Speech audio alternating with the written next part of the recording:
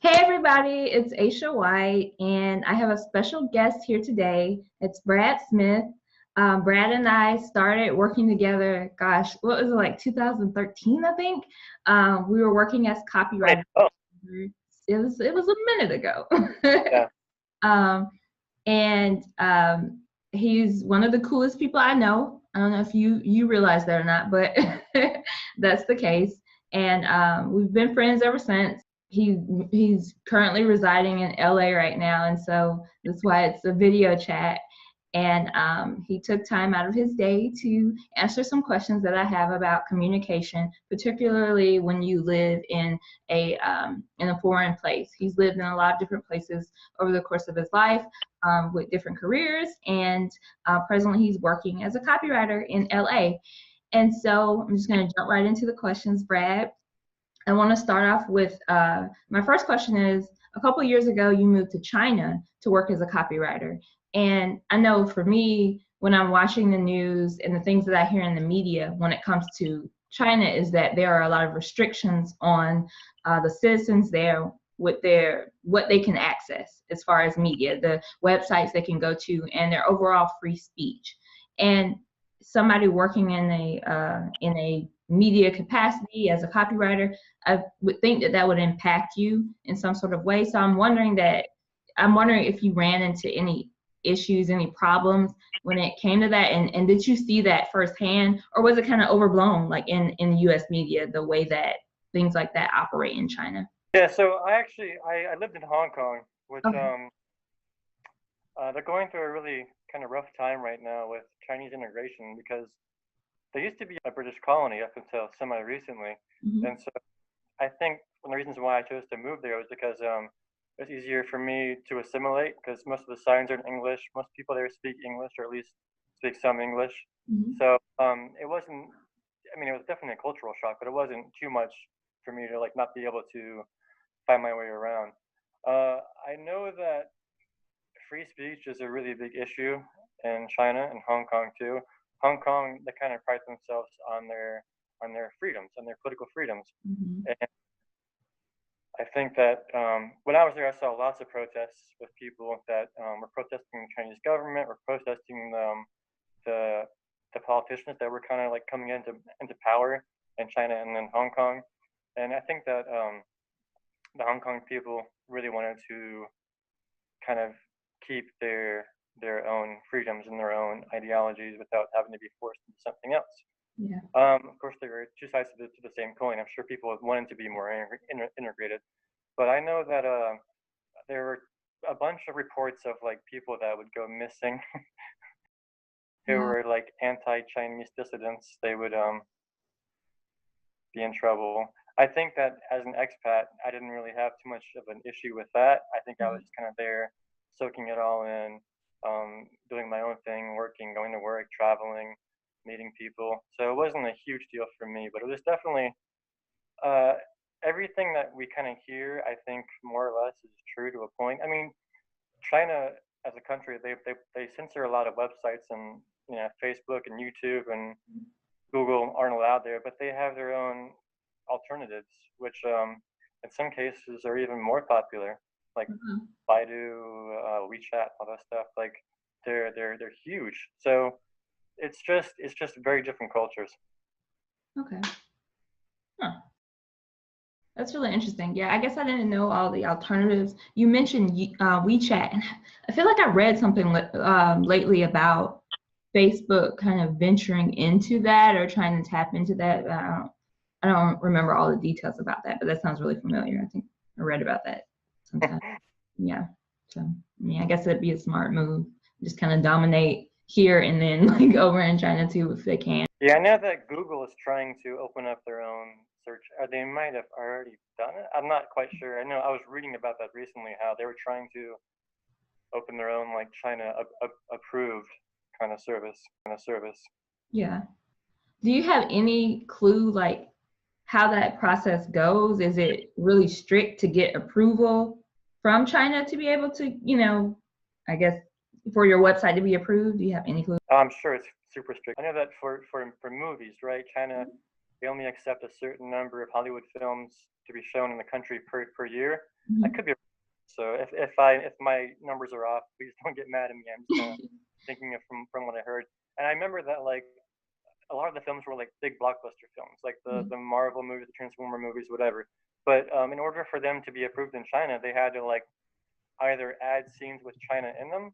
So like they'll have scenes where like they're like fighting in China or they're fighting in Shanghai, or they have to actually go in and reinsert footage specifically for China. Like the Chinese might even do that for themselves. Like they'll add parts in movies that weren't actually in the movie to talk about China or to mention China. It's really interesting. Wow. I didn't realize that. And then I just think it's hilarious because particularly with like Marvel movies, because a lot of the times they're shot in Atlanta and in studios here. And just to imagine it's like, oh, we're gonna carefully insert these If references. you go back and look at most of these films, they do have scenes because most of them, they take place around the world, right? Most Right. of them where they're like in China or they're going through China because I mean the Chinese market's huge. Yeah. Yeah. It's if you're trying to make a blockbuster movie, like Mhm. I think now more than ever to consider your international audience is as important, if not even more important than the local one now. Yeah. So it's actually a smart move to do something like that. Definitely. That's something I hadn't even considered. Wow. I think you answered one of my other questions was just like if it was a culture shock for you as far as living somewhere where you didn't speak the language, but you were saying that there is signage and a lot of the things are available in English. Yeah. So one of the reasons why I chose Hong Kong was because it's a very international city, and there are a lot of British expats, European expats too, that are living in China in Hong Kong. And like all the signs, because it was a British colony up until like '97 or something. So Hmm. all the signs are in English. A lot of the restaurants, chains, and brands are British chains. So you have like Marks and Spencer, you have all the food chains and everything. So it's kind of like a taste of Europe with a taste of Asia, which Hmm. is cool. And for the most part, everybody that like I talked to or that I met, like cab drivers, people working in restaurants, they'd have like a Hong Kong menu and they'd have like a English menu. Huh. So if you come in, they automatically give you like an English menu unless you speak Cantonese, which I don't. So they would kind of like help me out. There were times when like I had to get somewhere and you're trying to hail a cab and it's difficult. But and in this case, you just pull out your phone, you show the address, and boom, it's as simple as that. Yeah. I did some traveling when I was in Hong Kong. I went to Tokyo and I went to Cambodia, and Hmm. Tokyo was much harder for me to get around because almost like nobody that I met there spoke any English, Wow. and not yeah. Well, Tokyo, I mean, like it's a pretty tight knit country, Japan. And so Okay. it was really hard for me. It was really hard because like we'd go to a restaurant, try to like order breakfast, and we have no idea, what we're doing or what we're gonna order. I know that my favorite thing there was like the ramen shops because Hmm. they have like a menu when you walk in. It has like pictures of every dish, Uh-huh. and like press a button and they give you like a little slip, right? And then the slip to the person making it, and it was the coolest thing ever. But Hong Kong itself wasn't too difficult, and plus, like where I was living like in the main island in the main area, Mhm. and very Western area. Like most of the restaurants and the bars, whatever, were all Western. Most of the tenants there were from Europe or Australia or North America. Like it, I think that my regret is not kind of branching out more Okay. as I kind of stuck to doing my own thing with people that I knew. It wasn't until the very end that I began to like really really go and try more like local kind of shops. Like um, Hong Kong has amazing food. I think they probably have like the best food in the world, like bar Mhm. none. They're known for no, they're known for having the most Michelin star restaurants in any city. Like Wow. food there is phenomenal, and I was just so used to eating like pizza, pasta, Right. burgers, fries, whatever, that like it took so long for me to go to like the local restaurants, which are a bit more scary, not scary, but like a bit more intimidating because it's so much more local than what I'm used to. So you go in Mhm. and you're not gonna get an English menu probably, and all this stuff, which is fine. But I began to try it. Like my last 2 months there, I would go to this really amazing Hong Kong cafe in the morning, right before work, and they had this Hong Kong iced coffee and the Hong Kong French toast, which like I think was probably the best combination of two things I've ever had in my life. So good, and I was like, man, I've been here for a year and I've been missing this, and I was so mad at myself. Yeah. So would you say it's safe to say if someone finds themselves in a situation like that, that it's best to break out of your comfort zone and try something new? Yeah, I mean, I think that's the whole point of being there, right? You wouldn't be Yeah. there if you want to do something new. So why go halfway? Why go all the way there and then stay comfortable? Like, yeah, that's definitely a regret that I have is that I didn't kind of branch out more when I was there. But it was so easy to stay in your own little area. Right. I think most of us, we would rather, you know, the idea of like branching out, it sounds awesome. But then when you're there in that moment, you're like, well, it's safer for me to just go with what I know. You know, I know how to read this menu. It's easy, you know, it's more simple to eat pizza rather than go to a place where it might be a bit of a struggle to figure out exactly what it is I'm ordering. But I think it makes us better, you know, to try something different. So, I mean, I'm proud of you for doing that. I think it's Thank- always been pretty adventurous when it comes to things like that. I I don't know if I really am. I think I try to be, but I think I definitely could be more. Have you ever heard Hong Kong sock tea? No, I haven't. Yeah, so this is like one of their big things. Is like they make this hot tea, but they do it like by using socks. Oh, So and the sock, and they steep it in the sock, and you're walking by it, and you're like, what's happening with this? But when you have it, like it's really good, and it's an example of like different kind of cuisines and cultures. But like Hong Kong sock tea is pretty awesome. wow. Now I have to look into this. Yeah, yeah. That's I've never heard of that before. And yes, I can see how that would be like off-putting the first time you see it, but yeah, it's And trying. they're clean socks. They're not. Yeah, it's not sweaty socks. Yeah, Yes. it's method of doing it. That's pretty cool. Well, so you're presently residing in LA now. So you're in California. I Yes. know that's not a foreign country, but I imagine that I guess it could be considered that in some cases. But I'm wondering how the culture differs in California from Atlanta, where you're from. I think that California, and I'm getting used to this still. Mhm. It's well, Los Angeles has that big city mentality Yeah. that I'm not used to. It's kind of like a thing where everybody's kind of out to better themselves, Hmm. which is not a question of like Los. I mean, that's how I think that every big city is. Is that Right. Right. it's crowded, and because it's crowded, you're always in a hurry. Because you're always in a hurry, you might come across as rude. Like driving here, I think people are terrible on the road, always honking and screaming and yelling. And I find myself doing it too because I'm going to work and a car pulls out in front of me and doesn't use the turn signal, and I get mad. But everybody that I've met so far has been super nice, has been super fun, has been very helpful with like showing me where to go, what to do. I think it's just a question of getting used to being in a new environment. That's the hard part. Right. And so do you feel like it's changed you any so far being there? Yeah, I'm not sure whether it's been a really good change or a bad change. I think that I've become less patient. I think that like I'm a much faster driver than I used to be. Like I'm always like going as fast as I can to try and make sure that I beat this yellow light or whatever. I mean, I'm doing it safe, but like I'm always kind of in a hurry too. But I think that the cool thing about LA and about most big cities in the US is that like it's so cultural. Like there's just you go somewhere and there's just so many different languages around you and people from different backgrounds, and everybody's here for and most people here are transplants, which is kind of like Atlanta, but I think it's Yeah. even more magnified here. So everyone here is from somewhere else, and everyone here is here for a reason.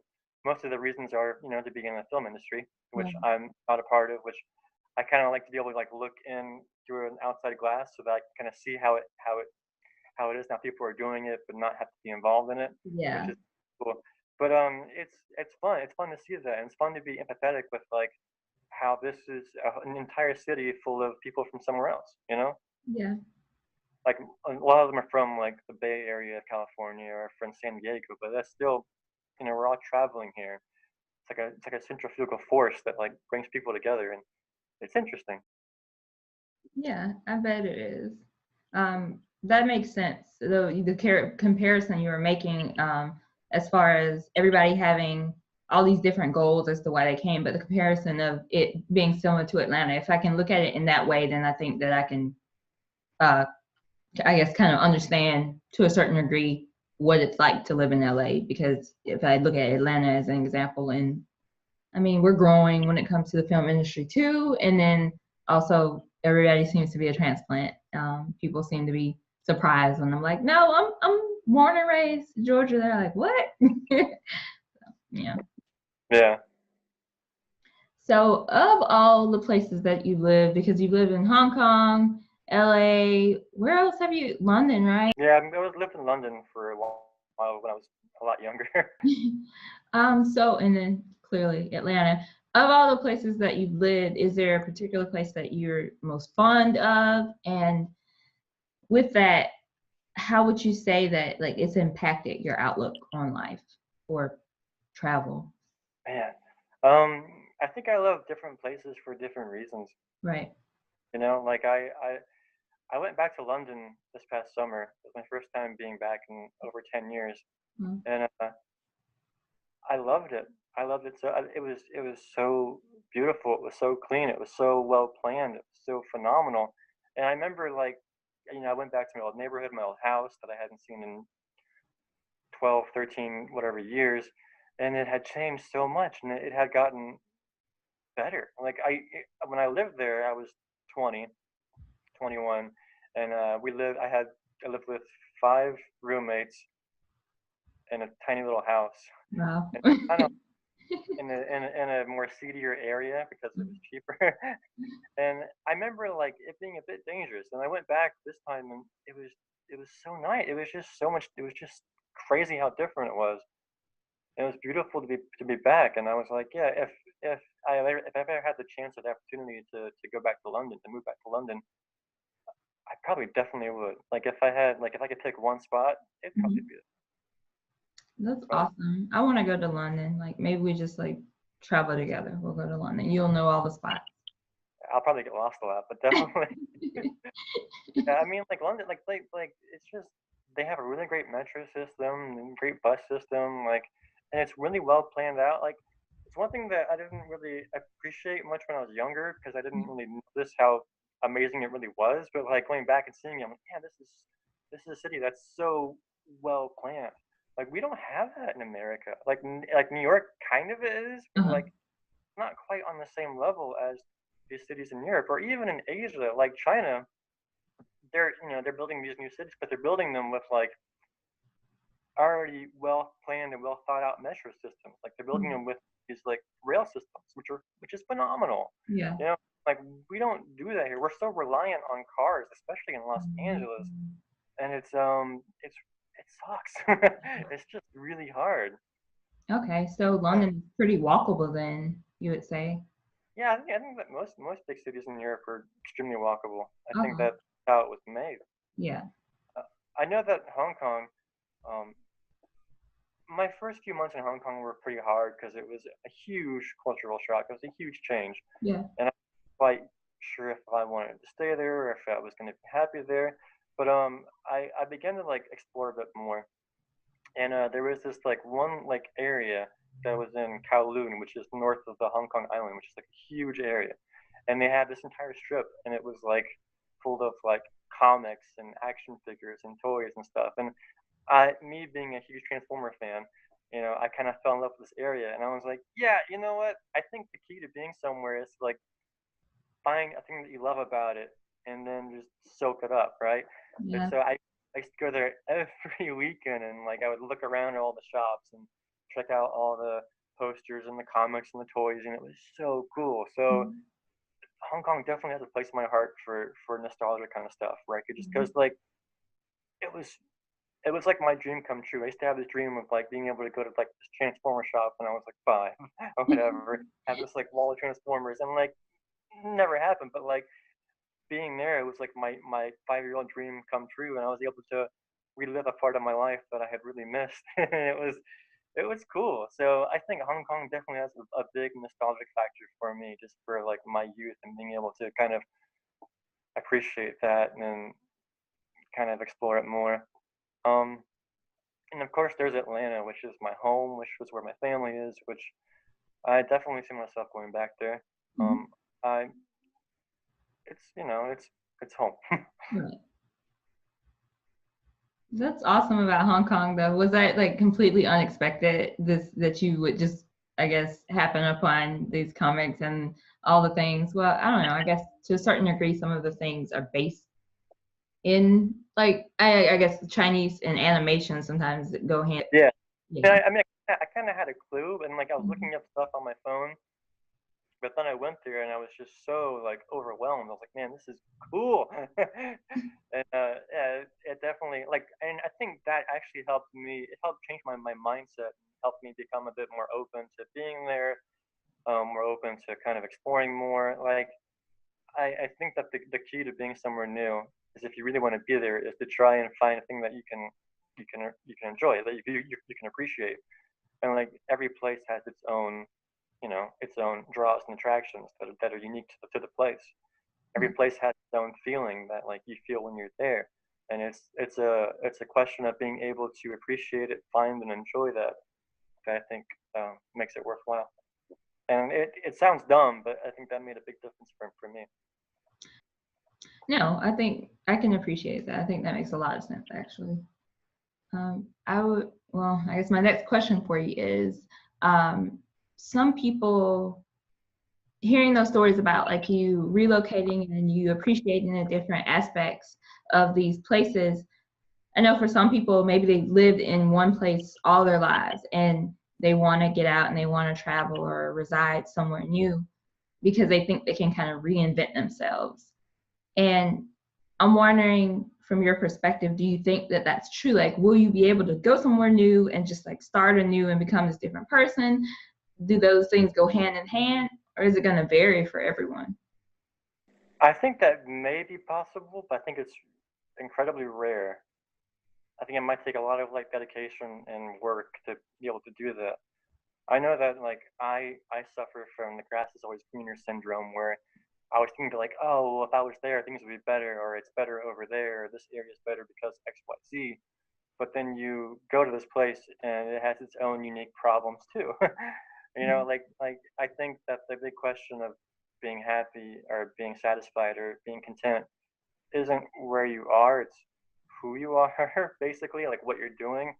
I know that going somewhere new doesn't change anything. I used to I used to want to go somewhere to escape like my own personal insecurities and reinvent myself and be this different person. And I'd go to this place and I'd make this big change, and I'd still be me, Yeah, and I still have my same problems, and I'd still be nervous around people, and I'd still be shy, and I'd still be this. And nobody knew me. They didn't know, where I came from, or they didn't know me in high school. They didn't know all these things, but like I still felt the same way.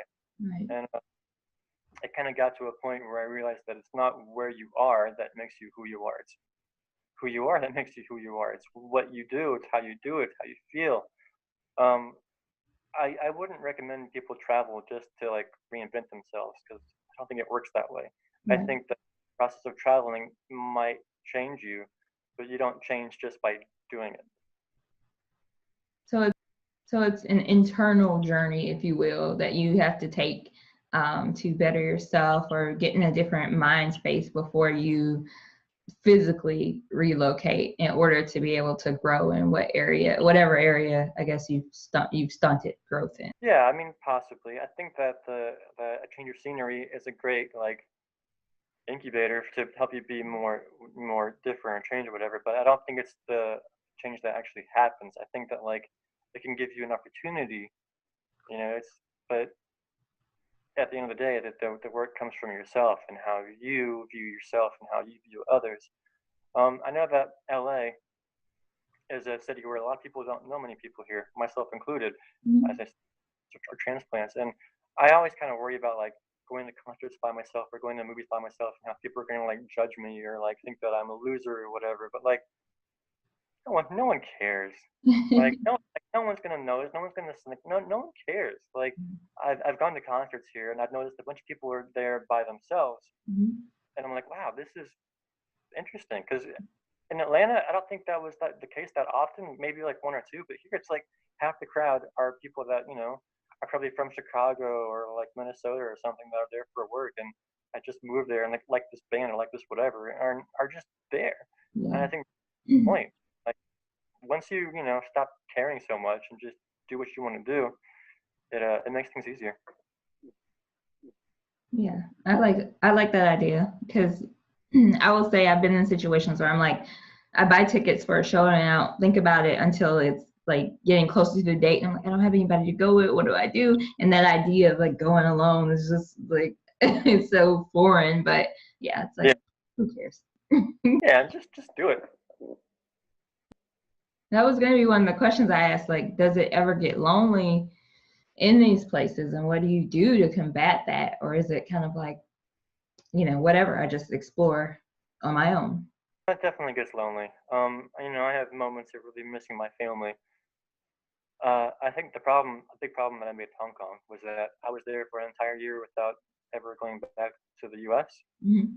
But I missed my family a lot, and I think that was one of the main reasons why I had to go back was that the family thing was becoming a bigger issue for me.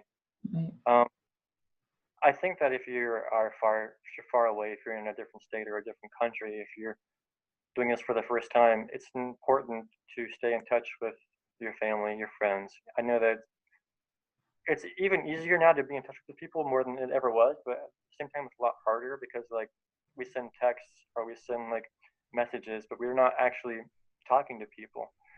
And I think that it's you have to be mindful of keeping that connection alive with people you care about because it's hard. Like there are certain days that I really miss my mom and I miss my sisters, and I'm like, why am I here? And then there are days where I'm totally fine, and I call them and everything's good, and I'm like, yeah, I'm really happy to be here right now. Like I think that's an issue that everybody faces, and that there's not much you can really do about it. Yeah.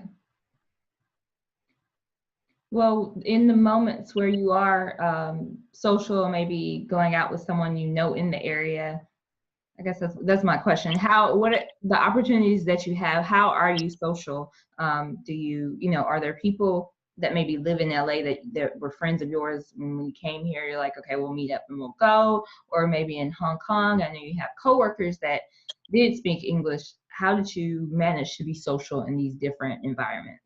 Yeah, the majority of it is through work. In Hong Kong, I think that most of us at where I worked weren't from Hong Kong, so we were kind of all there, kind of all new, and we were able to bond really well because we were all kind of outsiders, kind of sharing the same kind of role. And so Mhm. that was great. And we used to all go out together, and we were all really, really great friends at work, and it was a really phenomenal atmosphere. In LA, I did a couple like meetup groups and found some people on Reddit to like play tennis with or whatever. Like find something that you want to do, see if someone can do it with you, and kind of go from there. But yeah, I think a big part of it is through your jobs. It's where you meet people usually. Would you consider yourself an introvert or an extrovert? I'm definitely an introvert. Okay, because I think yeah. yeah, I think that yeah, no, I'm definitely an introvert.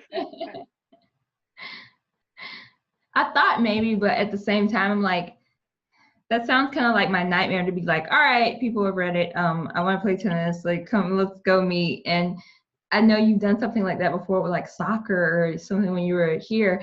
And I was like, yeah, that sounds like my nightmare. I don't know that I could. I know I could, but it would take a lot of effort to convince myself to do something like that. It's kind of like a crapshoot too because you never know who you're gonna meet, what's gonna happen. Yeah. And And I'm sure, like me being a guy, I have less to worry about than a woman would. Which, in that case, I'm much luckier to be able to not Right. have to worry about that. But I would like, because I play drums too, and I would like meet people to like try and jam and like play some music, and some people were really cool and some people were pretty sketchy, and I was like, yeah, maybe I'm not gonna ever talk to you again. To you again. It just happens, yeah. You live and you learn. Would you suggest traveling? Well, not necessarily traveling. I think everyone should definitely travel. But would you suggest living in a different place, a foreign place, whether it be like another country or the other side of the other side of the country, to everyone, or do you think it takes a particular type of person, a particular type of personality to live in a new place that's different enough from wherever they are originally from? Good question. I think that everybody should travel. I think that it's important. I think that as a country and as a culture, we're so ethnocentric in our own space that we rarely experience other cultures or other people from other nations. Like our news is almost entirely based on the U.S. We get some news from like the Middle East because we're involved in it, but like we don't hear much about Brexit on the 5 o'clock news or about what's happening in Spain or in Greece or anything like that. And it's important. We're a global economy where globalization is happening more and more and more, and I think that it's important for people to be exposed to it. As far as living in a different place, I'm not sure because it's hard. It's hard, and it takes a lot of change, and it takes a certain willpower and maybe stubbornness that I'm not sure everyone would want to do. Like, you know, my family up in Ohio, a lot of them are living in Ohio, have lived in Ohio their whole lives, and bought houses in Ohio, and they're completely happy there, and it's great for them. I personally wouldn't be able to do that because I think there's just so much more to see and to experience than just one area. But I think that different people have different wants and needs and different goals. I think that if you're curious about traveling, if you're curious about it, then I say definitely do it. I think that um, there are ways to live in different countries, to find jobs, to work, with like a temporary visa or something, that a lot more easier than a lot of people realize. You just got to actually look for it, search for it, and find the qualifications to be able to do it. It's possible. It's possible, and it's an amazing adventure, and it definitely opens your eyes and lets you kind of see things in a different light. Like you experience when you actually work somewhere else, you experience how the life is there. Like you experience how it is to go in a 9 to 5 grind and be involved in everything that's there. And it's definitely life changing. It's really unique. When you are back home, so when you come back to visit in Atlanta, is there any particular place you like to stop? Is there someone you like to eat, or a particular activity you like to do when you do come home? And I like to see my friends and my family. I think that's the most important part of being home. Mhm. Uh, I like to go to. Have you been to Eats on Ponce? I've never been. I drove past it like all the time. I've seen it on like television specials, and I'm like, I live here, I should, but I haven't. You definitely should. So like Los Angeles, they have good food. Like they do tacos really well here. Yeah. They don't do Southern food. Like it's pretty crap. Like only place you can get good Southern food is in the South, Right. right? Like Right. Eats, they have like they get the main and two sides and the cornbread, and they Hmm. have awesome sweet tea, and it's so good, and it's like $10 or whatever. It's super cheap, and like you can't get that anywhere but Atlanta. Yeah. Like, yeah, I miss so much. But definitely, like I go there, I go to Flying Biscuit, Yeah. all those places. Yeah. Yeah, yeah, food's a big part of my life.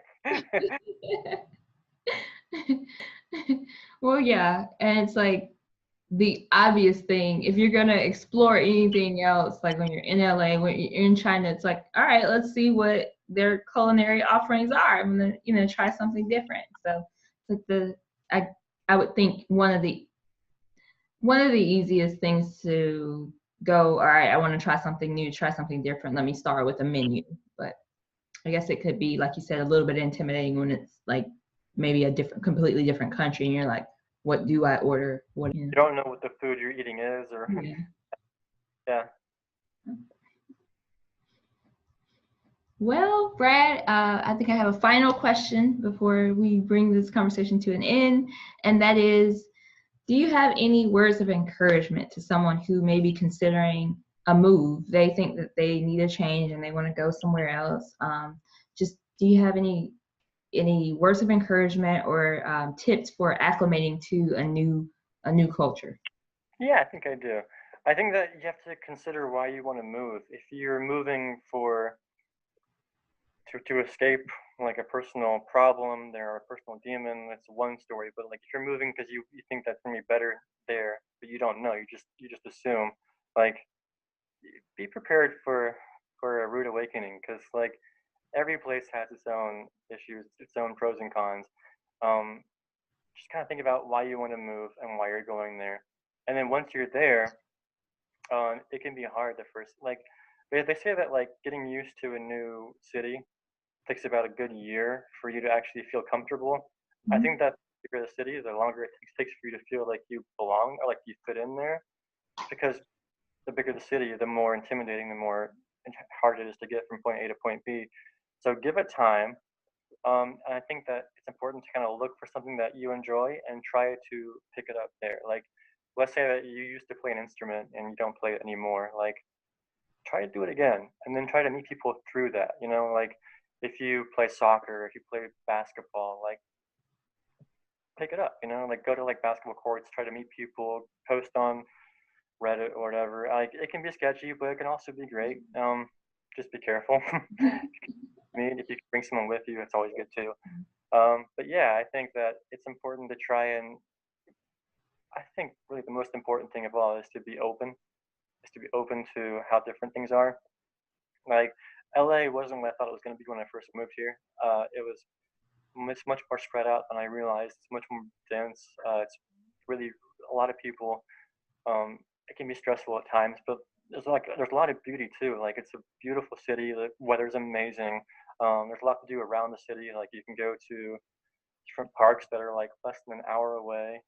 The beach is not that far either. Like you have to be open to appreciating what's great about a certain place and not be so judgmental. I think it's easy to be judgmental when you first move somewhere because you're basing your thoughts on your own experience, which is not, which is limited, right? Because you don't know yet. Like you don't know what's happening yet. You don't know why a certain thing's happening in a certain area, why a certain person thinks a certain way, because you're not really involved with what's happening. So being open, yeah, that's really important too. I like that. Those are valid points, and being open-minded about it.